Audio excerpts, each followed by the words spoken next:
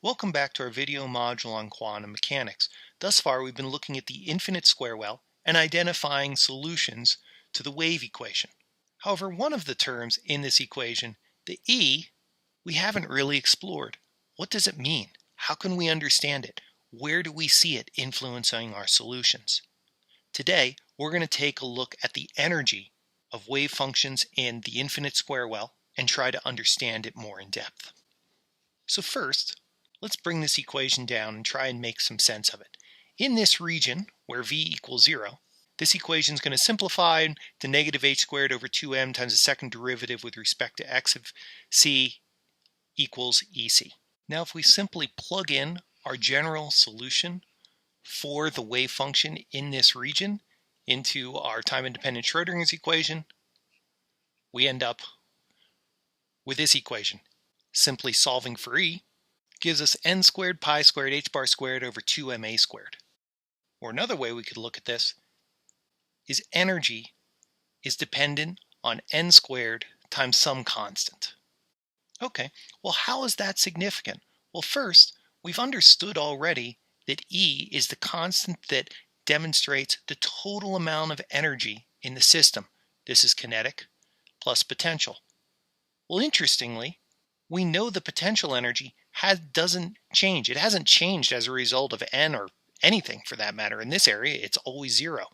So what we're really changing when we increase n is the kinetic energy. A second implication for this is let's pretend for a second that we're looking at just the first energy state, E1.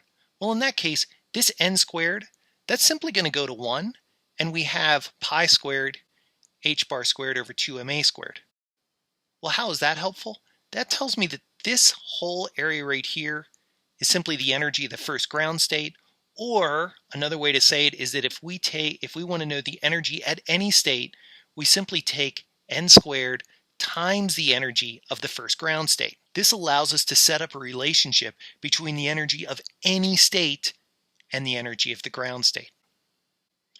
So in scrolling down, what I've done here is I've created a basic diagram that shows the energy levels for different states for the first 3 states, which are what we graphed up above, and approximately their relative energies. From here you can see it's not linear, but a quantized energy that increases as a function of n squared. Now let's move back up to the area we were working in previously and see if we can learn anything else from the energy. Another area where we see the energy being significant is phi of t, or how the wave function changes as a function of time. If we come down here and say that phi of t equals e to the negative I et over h bar, we plug in our values for e. And while this equation may be a little bit of a mess, it does allow us to express the wave function as a function of time purely in terms time, a bunch of constants, and n squared. Now, as I noted earlier, the change in energy due to these increased states of going from n equals 1, 2, or 3 changes the kinetic energy, not the potential energy. Let's try and make some sense of this. So what I've done here is I've brought down our solutions to the infinite square well potential.